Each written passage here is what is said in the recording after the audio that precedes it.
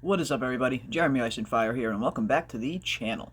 And today, we strap on our tinfoil hats and dive into the mysteries and questions surrounding the hit series From.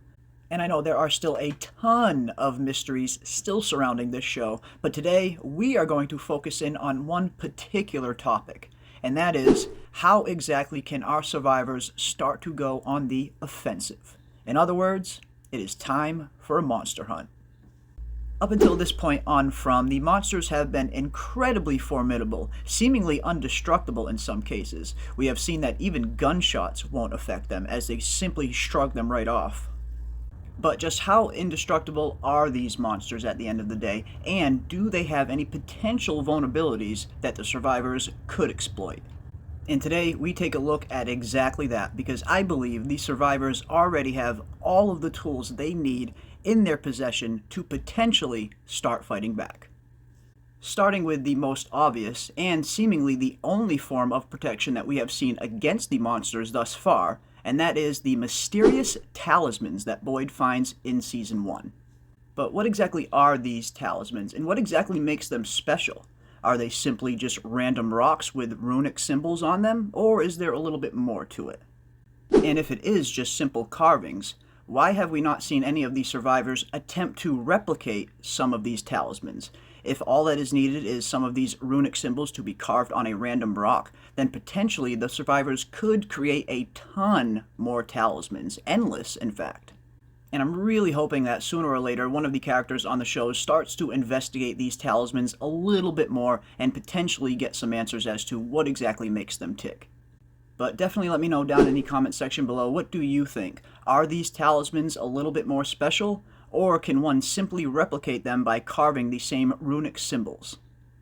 And speaking of the talismans, we have seen so far that they do keep monsters out of a structure if that structure has no open doors or windows or anything of the sort that we have seen.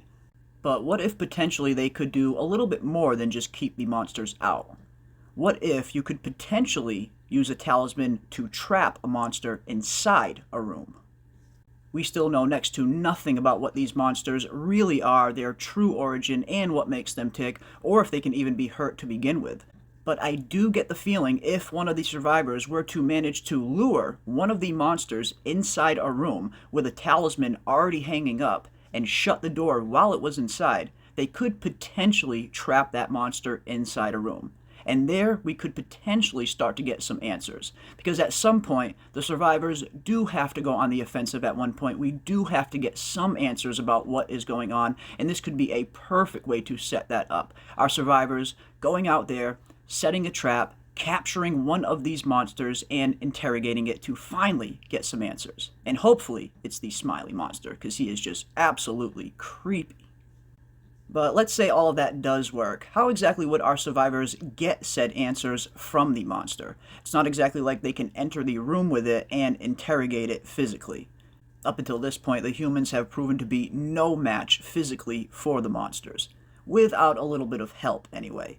Which brings me to one of my next theories. How exactly could we potentially harm some of these monsters?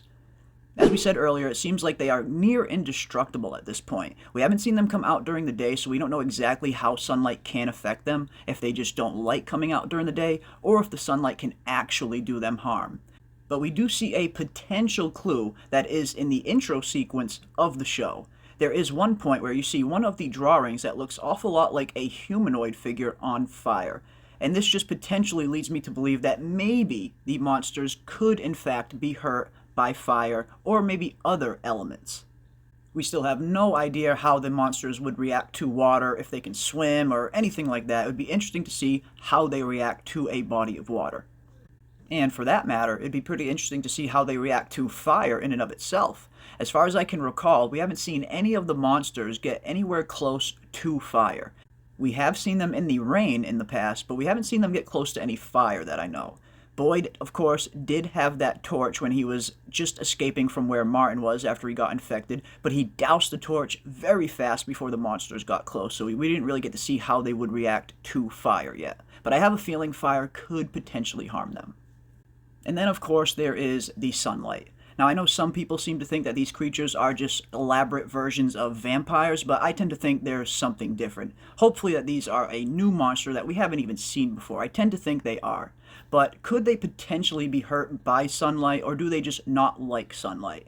Again, I think a lot of it could go back to the talisman theory. If you could potentially trap one of these monsters in a room, or if you could potentially lure one of them into the box with a talisman already inside it and trap it, and wait for the sun to come up the following morning, could be a very interesting scene to say the least. At the very least, we could find out if the sunlight hurts them, or if they simply just don't like it. And if something like sunlight or fire could potentially hurt the monsters, they could easily start to fight back, especially now that they know where the monsters sleep during the day. Thanks to Tabitha and Victor, we now know that the monsters sleep underground in a vast network of underground caves. And if the sunlight or fire theory could potentially be right, they could easily trap these monsters inside these caves, or maybe even just douse these caves with a bunch of gasoline and simply light a match. And shout out to my live chat who hangs out with us every Monday night for our live after shows. I saw a ton of you suggesting the cave theory after I brought up the potential talisman trapping the monster theory, and you guys had some really, really good ideas, so big shout out to all of you.